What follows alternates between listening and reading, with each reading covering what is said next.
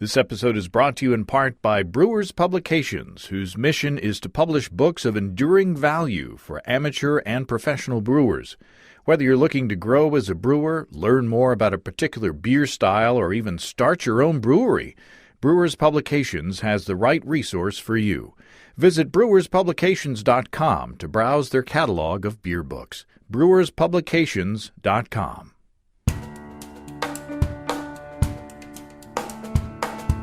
Welcome to Basic Brewing Radio for Thursday, May 30th, 2019. I'm James Spencer. Here at Basic Brewing Radio, we're all about home brewing. This week, Steve Wilkes and I taste Hop Sampler number 10, featuring Saaz, Cashmere, and Green Bullet. If you go to basicbrewing.com, you can find archives of our audio and video shows, our DVDs, our brewer's logbooks, and other basic brewing gear, including our tie-dye silicone pint and our brewing rainbow shirt. And hop on over to the newly designed basicbrewingshop.com for a great package deal on our DVDs. You can follow me on Twitter and Instagram at Basic Brewing and find our show page on Facebook. We have a cool Basic Brewing app on iTunes and Amazon.com, and we're found all over the place where fine podcasts are served up. And if you do us the favor of rating us on iTunes and maybe leaving a nice comment, they say that will help new listeners to find us. And if you want to support us financially, check out patreon.com/basicbrewing. And thanks to everybody who's helping out there, too. If you go to patreon.com/basicbrewing, you can see a long list of stuff you can access if you sign up as a supporter.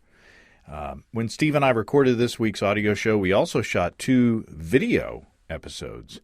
One with my latest Belgian Golden Ale and another with my Fest beer. Both were no-chill beers, and both were very tasty, if I do say so myself. And I'll be editing those episodes in the coming days, and financial supporters will get to see early releases and recipes, and upper-tier supporters on Patreon will get to see exclusive behind-the-scenes videos, too. In last week's episode, Gary Glass from the American Homebrewers Association and I talked about the recent homebrew legislation passed here in Arkansas. And Gary and I were wondering about whether the legislation would specifically address the issue of bringing homebrew to tap rooms and breweries and such for meetings and or competitions. Well, I heard from homebrewer Kent Thompson, who worked with Representative Deborah Ferguson to draft the legislation.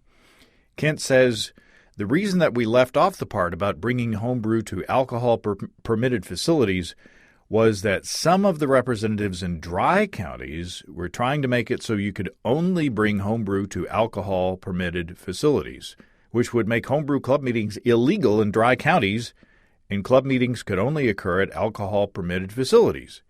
So it was actually the opposite problem that the AHA was worried about. So there you go. That's a little kink that we weren't thinking about. So I appreciate the clarification there, Kent. And again, I appreciate you and Representative Ferguson's work in getting the new law through. I also heard from another Central Arkansas homebrewer, Ken, who had some background on how the legislation got started. Ken says, it came about suddenly. At a beer meeting, it was discussed that there may not be a need for planning an October competition since they were stopping homebrew from leaving the home in northwest Arkansas.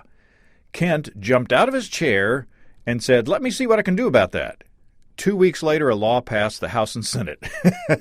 So it sounds like Kent is a man who knows how to get things done in a hurry. So very impressive.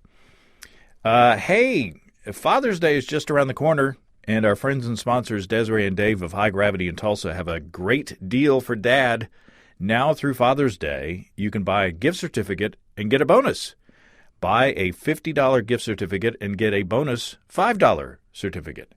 Buy a $100 gift certificate and get a free $10 certificate. Or buy a $1,000 gift certificate and get an additional $100 gift certificate for free. So if Dad is a home brewer, he can load him up on gift certificates that he can use at High Gravity for electric brewing equipment that will take the pain out of propane, awesome high-gravity ingredient kits, or, whatever his brewing heart desires. And if you're the home brewing dad, drop some big hints that your family needs to load you up on some gift certificates. Or if you're not a dad and you want to save some money yourself, go for it. The offer is valid on purchases of $50, $100, and $1,000 gift certificates. online customers, be sure and select the bundled package before adding it to your cart. And that's now through Father's Day at highdravitybrew.com. Okay, Steve and I had a lot of fun with this hop sampler, and we added a bonus round at the end to test our taste buds even further. Steve Wilkes, welcome back to Basic Brewing Radio. Thanks, James. It's a pleasure to be back. This is our last show before the June break, and you and I, about a month from now, will be in Providence, Rhode Island at HomebrewCon. We jet off to the East Coast. That's right. I'm looking forward to it. I really am. We've got some interviews that we're lining up with friends that we've had on the show before, and some that maybe we haven't had on the show before. And the club night is always exciting. I think it's going to be a great conference. I'm looking forward to it, too. And I wanted to extend an invitation. I had an email from a guy a day or two ago, and I haven't answered him yet, but I will. It was, like yesterday, so I haven't had time to get back to him, but he's thinking of launching his own homebrew store. And he emailed me for a little bit of advice about how to do a store kind of like mine. So I was thinking about perhaps getting together with some folks that are at HomebrewCon that might be of the same mind. I don't pretend to know everything about how to do that, but at least I've done it. And we might figure out some way to get together with whoever might be thinking about doing something like that, and just get together and, gosh, have a beer. There's no beer there. There's no beer. We'll have to have wine, God forbid. But, just an idea. I mean, I don't have a time or anything. There's nothing formal about this. It's just, I sprung this on you, in fact. A meetup. A meetup at the new, where the hell are we? A flash meetup. That's right. We'll do a flash mob. We'll just run together and drink some beer. Or that. But anyway, it was, I was thinking that's the place to do that. And so I don't know if my new buddy in Idaho is going to be there or not, but I'll email him tomorrow. Well, if he's interested in that thing, there is a track or whatever for homebrew store owners. That's right. With sessions and panels and things like that are exclusively for them. That's right. So, if you are interested in getting in the business, I don't think you necessarily have to be in the business, although I don't know for sure, but it would seem like to me that you could buy a ticket and sit around and find a whole bunch of folks like that way, too. In fact, that's one of the things I highly recommend to people that want to start their own homebrew store or become a professional brewer. Either way, there are a lot of things you need to think about, and having gone through that crucible, there's a lot more to it than just, gee, I think I want to own a brewery, or gee, I think I want to own a retail shop. Do any home brewers coming into your shop have aspirations to go pro? Only every other one. Pretty much as soon as they move from extract kits to all grain. I can do this for a living. By about the third batch, we're ready to open a brewery. That was a softball question. I knew what the answer to that. Actually, that's okay. I'm sure that's what Sam did, and everybody else. Doggone it, go for it. Go for it. What the heck? Yeah. Okay. Well, all right. Enough of that. We digress. We're not even started, and we're on a tangent. Yep. Okay, here we are at hop sampler number 10. Can you believe it? No. It's like when we started the podcast. We thought we would have 12 episodes. Remember most, that? At the most. We're running out of things to talk about. Well, we're going to run out of hops in a while. Well, okay, so here we are, hop sampler number 10. We are featuring Saaz, or Saaz, or Zotz, or Saaz, or however you want to pronounce it. Put a Saaz on that. Cashmere. You do that if you get a bird. Or a poultice. Yeah. Cashmere and Green Bullet. Yeah. So if you're not familiar, this is the 10th hop sampler. So if you're a fan of the show, you should be familiar by now. But what I do is I take 1 pound or 450 grams of Pilsen light dry malt extract, and I put it into 3 quarts of water that I have brought up to about 140 degrees Fahrenheit, just to warm it up so that the extract will dissolve properly. Then I bring that mixture up just to the boil, about 208 degrees Fahrenheit or just under 100 C, just so that it starts to bubble. And then I shut off the heat and I add the prescribed amount of hops for 30 minutes after I take it off the heat. Then I chill it in an ice bath, and then I put it in a 1-gallon jug, and I pitch 3 grams of Safale US-05 into each of these. So that's the recipe. And people are emailing me saying, I've tried the hop sampler recipe. I love it. And some are saying, I've tried the hop sampler recipe, but here's my twist on it. And so there's some interesting suggestions that are coming in that, we might want to follow in later episodes. But they do make this recipe. It's super simple, but it does make really delicious little beers. Well, it proves a couple of things. It proves that simple recipes can be very good, and it proves that DME can be very good. Mm-hmm. Mm-hmm. So, and these are all three of these beers and almost every one of the other beers that we've made. Really, they're really quaffable, nice beers. Mm-hmm. So there you go. Yeah, I wouldn't mind paying for a beer like this. Okay, which I did, but well, from stevesbrewshop.com in the raw form. But you got a discount. Now, the head retention issue is solved.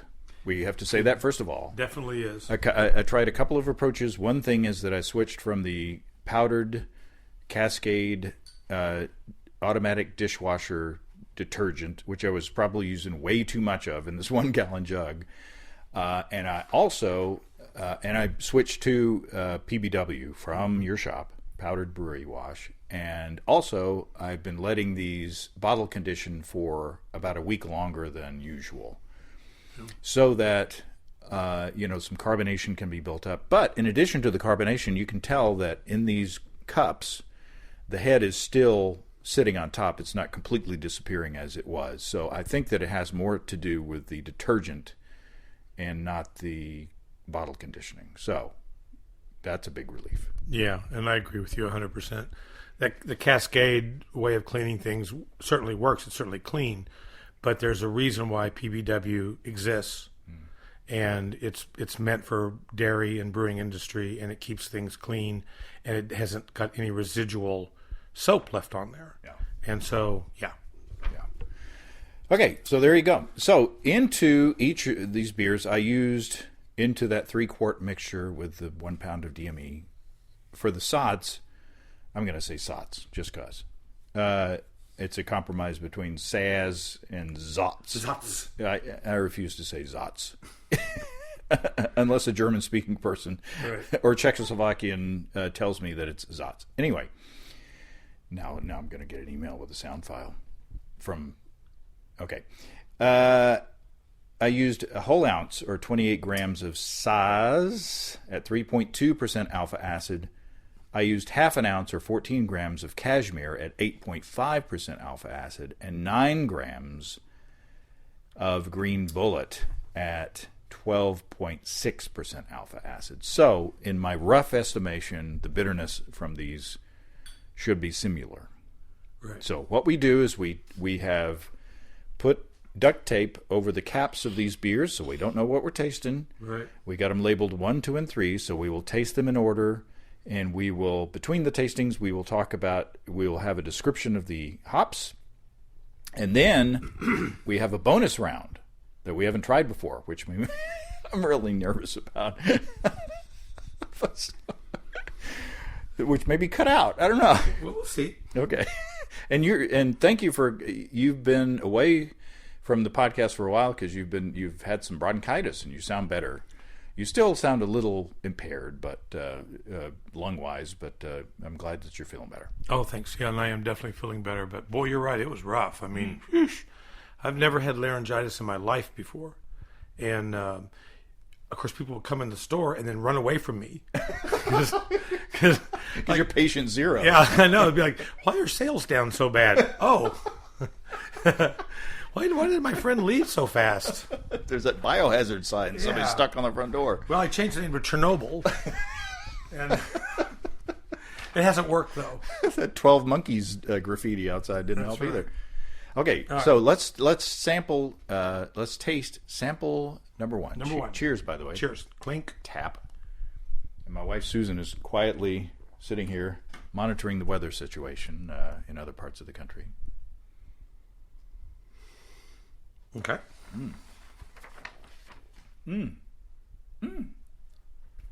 That says it all. Do you have any descriptors? It's soft. The hop backbone is there, but there's not. It is fruity a little bit, but it's not big and juicy. Which is also a Wendy's hamburger. But it's just kind of a nice, quiet pale ale, kind of old school tasting to me. Meaning, it's not. Again, there's not a big juice bomb. Now I'm gonna be contrary. That's okay. I'm gonna put a descriptor in your head. I taste strawberry. Well, if you don't, that's fine. I mean, but to me, I taste a berry flavor, and I think it tastes. It's not like boom in your face strawberry, but I get a hint of strawberry. Yeah, it's no Barry White. Yeah, well, sorry, that's the wrong kind. It's no Barry White coming at you, but there's some. Yeah, I could go with that. Kind of, I'm like a teenager again. My voice is changing. You're gonna be like Peter Brady, and you'll be out in the driveway in the station wagon. Alice is gonna come after you with a baseball bat. Now I'm gonna be like Henry Aldridge. Do you remember that? No. Oh my God! From the theater thing. Henry. It was a radio show, and he'd be upstairs like, "Coming, mother."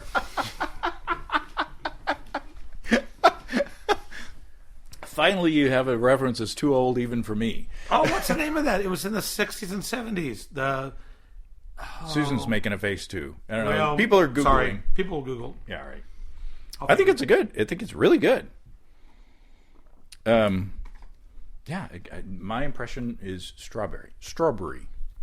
Well, I can go with that. I would agree with you that it has kind of a soft fruit character. It's not. None of these beers are bitter.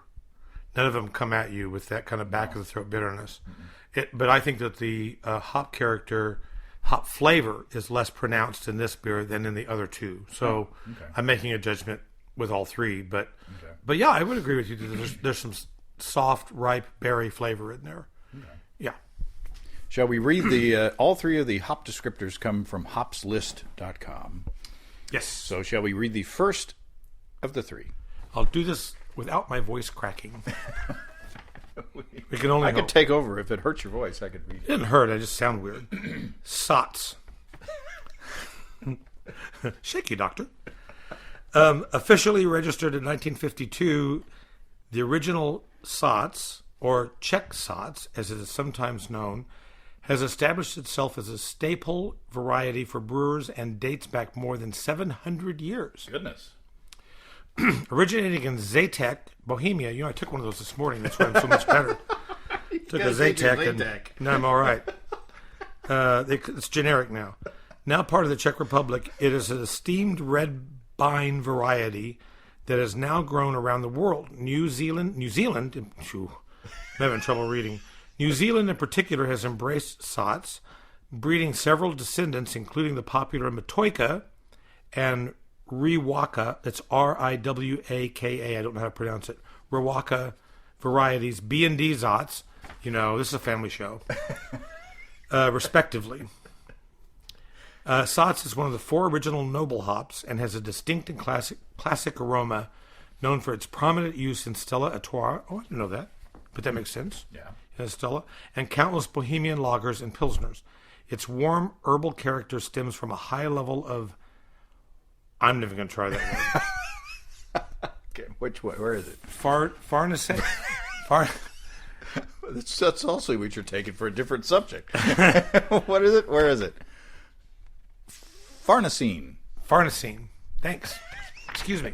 Fabersham. While its other oils are in fair balance. Okay. So that's a description of Saaz. Does it give flavor to it? Just like I always think of Saaz as being kind of soft and herbal. Mm-hmm. It's like a really, really soft little Ricola. It's just like really, it's never ever wrong. Saaz is my favorite hop. Yeah. I mean, by far. Great for lagers. Yeah.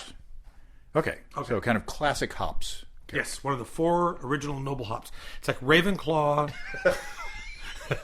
Gryffindor. It could be the Hufflepuff of hops. It's just never in your face. I mean, Gryffindor would be like Citra. I'm right. What would be Slytherin? Oh, it'd be Simcoe. It's like cat piss.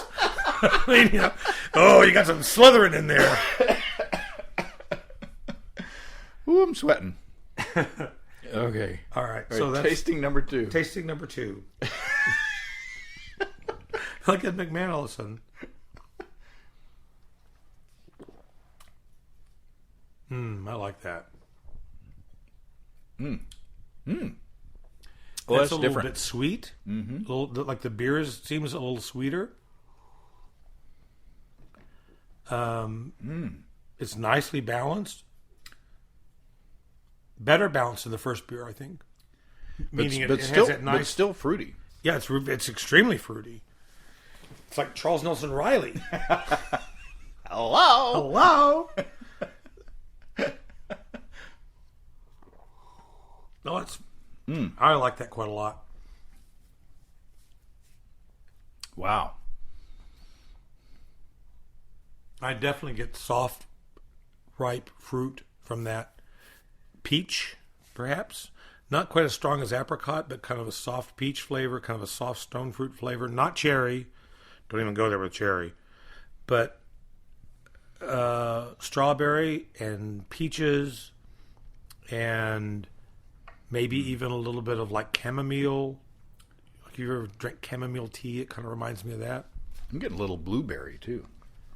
Yeah, well, yeah. Is that my imagination? I think our palates are on different wavelengths tonight. Usually we're on kind of the same. Well, I can go with a little blue. It's just that kind of soft, ripe fruit. Yeah. So however you interpret that. Yeah. Ooh. That's nice. Tasty. That's a good beer. I usually don't go back to the first, but okay, number 1 is more bright. It's a little more bitter and a little more astringent. Yeah. Just ever so slightly. It's still very good, but it's got a little bit of an astringency that number 2 does not have. Right. Yeah, number 2 is softer. You're right, more ripe fruit. Number 1 has that bright character. It's still fruity, but I still go with strawberry. You think, how strawberry has kind of a tartness going on? Yeah. As compared to the second one, which is more of a dark fruit character. All right, shall we go on to our... Anything else to say about beer number 2, tasting-wise? Negative. Okay. All right. What's our second hop descriptor? Cashmere. I got a little something on my tongue. Maybe that's what that is. Well, Cashmere. Is it warm? I don't know.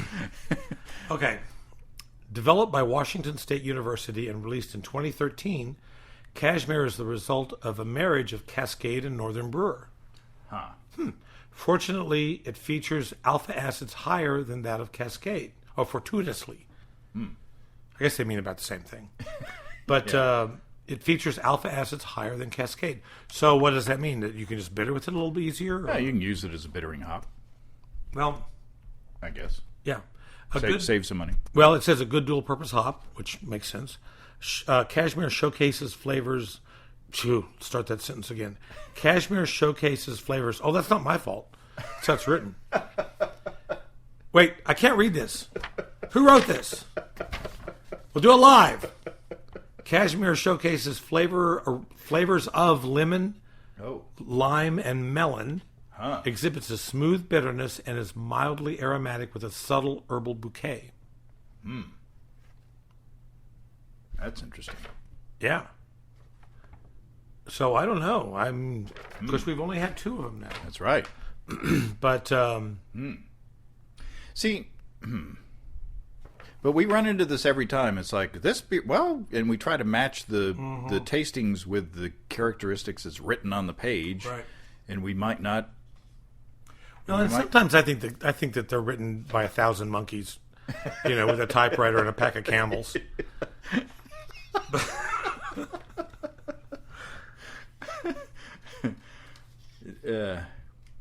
Yeah. Wow. Interesting. Yeah. Okay. All right. Well, there you go. Let's move on. Lime. Yeah. I thought you put the lime in the coconut. Okay. Tasting beer number 3.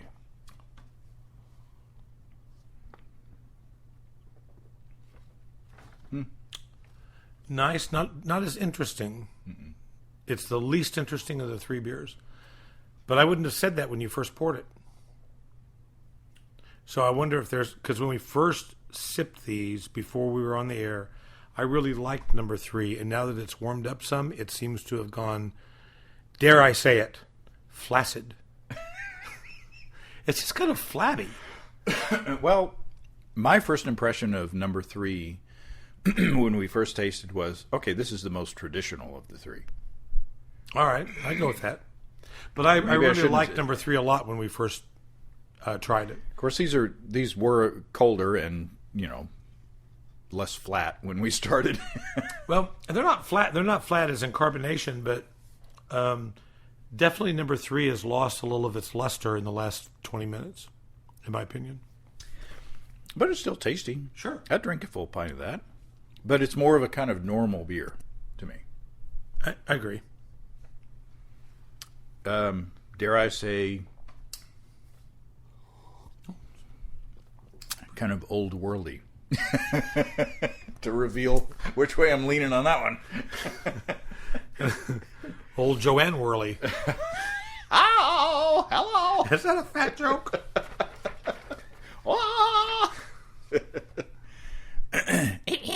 So, okay. There you go. All right. Well, it is the least interesting of the 3 beers to me at the moment. But it does have a nice... Actually, it's not bad. No. I mean, it's really not. It's a little one-dimensional. And I don't know what else to say about it. Yeah. There's just not a whole lot of going on as far as tons of fruit jumping out at you or whatever. But it is tasty. I mean, it's nicely balanced, and it's a nice, easy drinking beer. It's just not new world. It's not. You know what I mean? It's not like fun and super juicy, hoppy, whatever. I hope this means I don't have to give up on my favorite hops. No, there's a purpose for everything. I know. Everything in its place. Okay. All right. Speaking of the third hop descriptor is... Oh, yes. Green Bullet. I have his decoder ring. Yes. And Green Bullet is a New Zealand hop variety, one of the first generation of new crosses attempted when Black Root Bot was a character in Westworld. Black Root Rot descended on New Zealand. Whew, it sounds like an Avengers film. Hops in 1949. Wow. Bred from Fuggle and an unspecified native parent. So it's kind of, Slow down. It's kind of a Jon Snow. Oh. Yeah, could be the rightful heir. Spoiler alert. It has a special zing.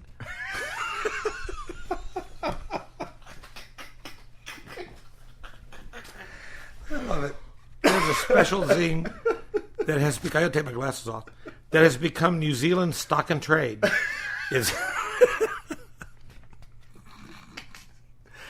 Yeah, like a meat patty. It's a dual-use hop with high alpha acids, yet it has smooth taste and aroma of raisins and fruits. Oh, huh. All right. Possibly due to its high myrcene content. Yay. Well, now I'm all confused. Because I thought I knew what these hops were. Oh. I really did. When we first started, I thought, bing, bada bing, bada boom. I know exactly what's what. And now I'm completely confused. It's that special zing. It's got a special zing. That's what threw you off. Oh, the special zing. Really, I did. I thought I knew exactly which was which when we started the show, and now here we are about a half an hour later, and I haven't got a clue. I'll still take my guess. Okay, here's me. I'm going to go for it. Okay. I'm going to say... Dang it. I'm going to say one is Cashmere, because it had the lime descriptor in it. Mm-hmm. And it has a little more of a zing. It's fruity, but it has a little zing. Number 2, it has the New Zealand zing. Mm-hmm. To me, it's like, woo, that's a lot of fruit. Yeah. And this is a fruit salad. So I'm going to say number 2 is Green Bullet. And I'm going to say 3 is Saaz. I love brewing with Saaz, however you say it. But it's just not as crazy and wacky and, it's a good standby, but it's noble. It's nice and respectful and noble. That's my guess. And you know what? I'm going to agree with you. Mm. Well, I don't think we've ever done this before. Have we? We do it a lot. I mean, we agree with each other. But on each one of the 3. So we're either going to be completely right or okay. Wherever we are, we're going to be right. What we are. Right. Number 1 we said was Cashmere. Then it's Saaz.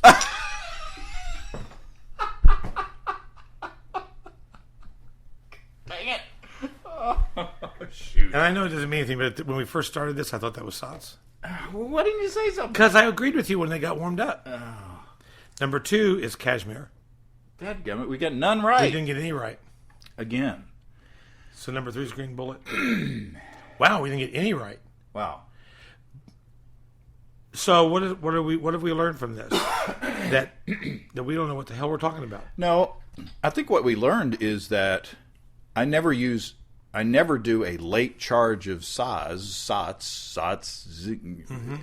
I use it a lot, but I always use it as the bittering hop, and then I throw some just a little bit at the end of the boil because I'm doing traditional German beers, and so those are not appropriate to load up right. with a late hop charge or do a hop stand or whatever. So now we've learned that Saaz has some really interesting stuff going on. Yeah. Wow. For sure. At least in this situation with these beers and whatever. I really, really thought that the Green Bullet was going to be number 2. And these are in order. I wasn't too sure about... These are in order of the descriptors. Look, yeah. You read the descriptors. Yeah. These, just by complete randomness, these fell in order of the descriptors. That's weird.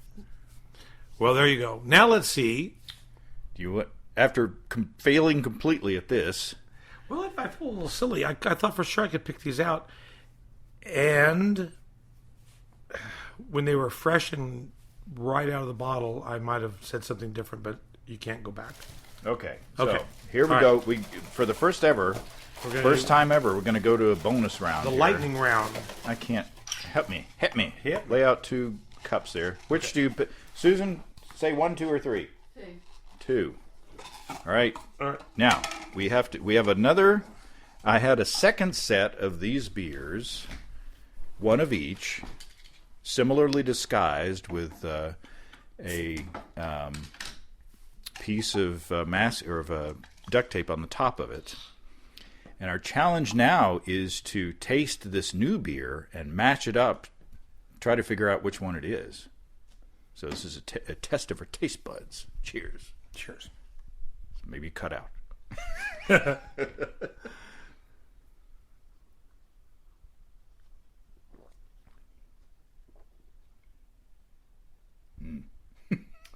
Oh, darn. This is hard. This is hard. Because this is really good. Well, it's full of carbonation. Yeah, it's a little bit different. And it's been in the glass bottle, so it's a little colder. Oh, shoot. I don't have a clue.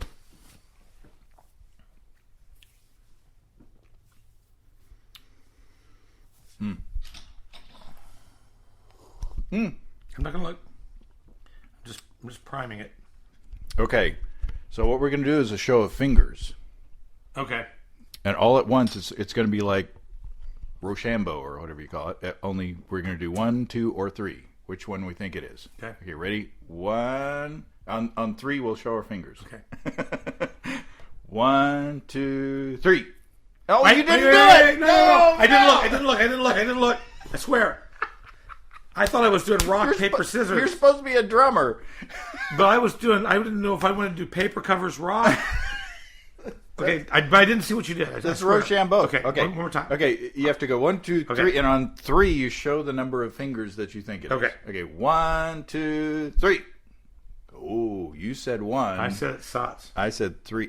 I said it's Green Bullet. Green Bullet. Okay. Okay. Which would be Cashmere. It's going to be Cashmere. We're going to be stupid. It's Saaz. Oh, you did it! High five. Wow. Okay, so now we have to compare the original sample with...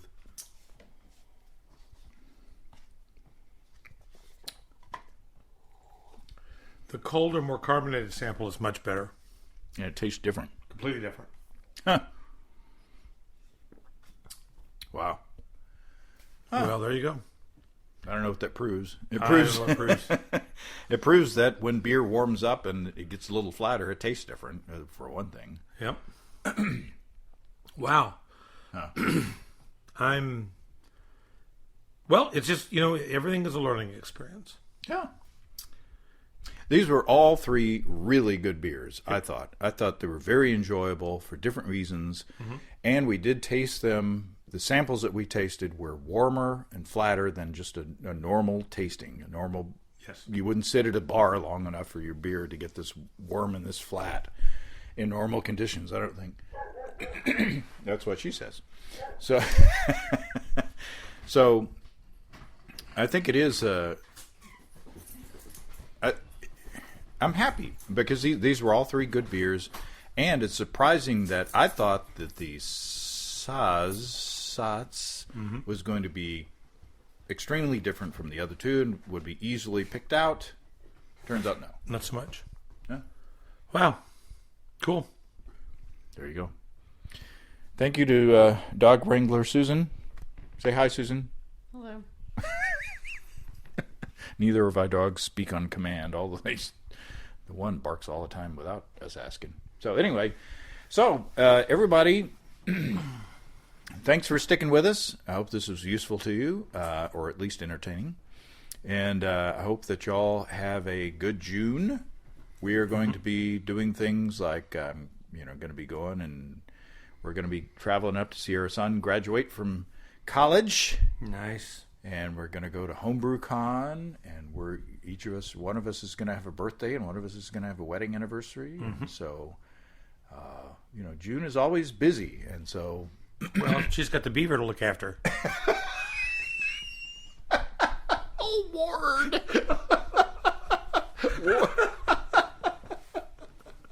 Okay, time to go. Goodbye.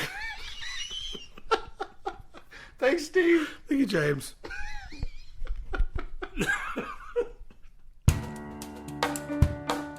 Well, thanks again to Steve of stevesbrewshop.com. As we said, we're taking off from posting audio shows in June, but do look for a couple of video shows. And I hope you all have a great month. And I hope to see you in Providence at HomebrewCon. Till then, if you have brewing questions, show suggestions, or just want to say hi, write to James at basicbrewing.com, or just fill out the contact form on Basic Brewing, and don't forget to tell us where you're from. Check out our mobile-friendly shop at basicbrewingshop.com.